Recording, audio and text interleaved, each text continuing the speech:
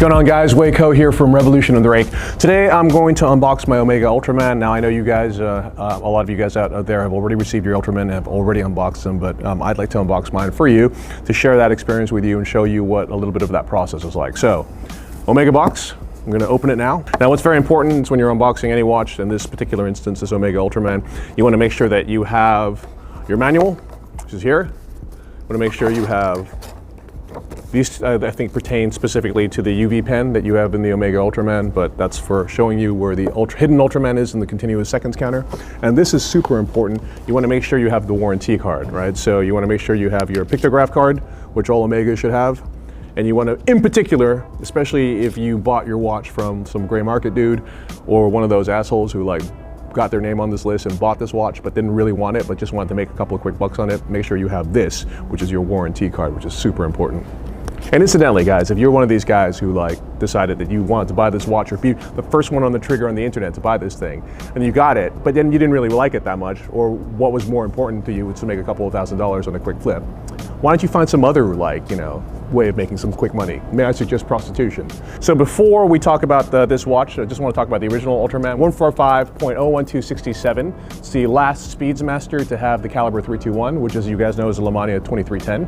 Venerable movement, incredible chronograph movement. The amazing thing about that watch is that of the 28,000 145.01267s that were created, only 3,000 of them fell within the correct range for an Ultraman, which I believe is 26,000,076 to 26,000,079 XXX, and of those watches, only 40 to 50 of them actually qualify as real Ultraman watches. And see, on this dial, this incredible watch is a huge orange hand. It's the biggest orange chronograph hand that OMEGA's ever used in any watch.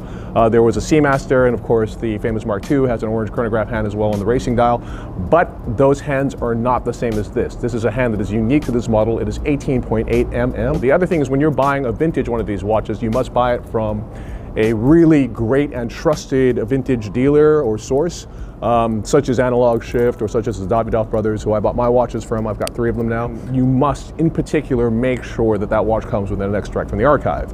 And what that extract from the archive will say, special model fitted with orange chronograph hand. And that's super important, right? Otherwise, even if it comes from the correct range, even if it's a 145.01267, you can never be sure. So make sure it comes with that extract from the archive, and never buy an Ultraman without that extract. Okay, so let's look at the new Ultraman. This is a really cool box. This is based on a control table in The Return of Ultraman, which is also the movie in which the Ultraman watch appeared. What I love about this watch is, if you look at it next to the vintage watch, there's so many kind of subtle homages to it. What I think is particularly cool is the vintage tritium of my watch is aged to exactly the same color as the vintage aged Luminova that's on this dial, which is really cool. You see an orange chronograph hand here, also 18.8, but what is unique to this model, it's bisected by a black line. You have a tachymeter scale on the bezel, which is a .over 90 bezel, which is a pre-1969, 6970 bezel. And that bezel refers to the dot being over the number 90 here. You've got it here, which is the most coveted bezel in OMEGA Speedydom for these models. And you have it here, but the tachymeter scale has been made in orange here as well. What's really cool also here is that the first 3 minutes of the chronograph minute counter are marked in orange, and the reason for that is the hero could only last and endure as Ultraman for 3 minutes. It comes with 2 straps, so it comes with this really beautiful black and orange NATO strap, which I dig a lot. It also comes with a black and orange leather strap as well. I've seen a couple of guys put bracelets on this watch, and my buddy Roy Davidoff was rocking one when I saw him in Miami, and it looks awesome. And then you got this device, which I inadvertently held the wrong direction and almost burnt my retinas out the first time. But this is a UV pen, so I'm gonna hold it the right way. And the cool thing about this is, not only can you charge the Luminova on your watch, but if you come closer, you can reveal the hidden Ultraman symbol in the continuous seconds counter at 9 o'clock, which is phenomenal.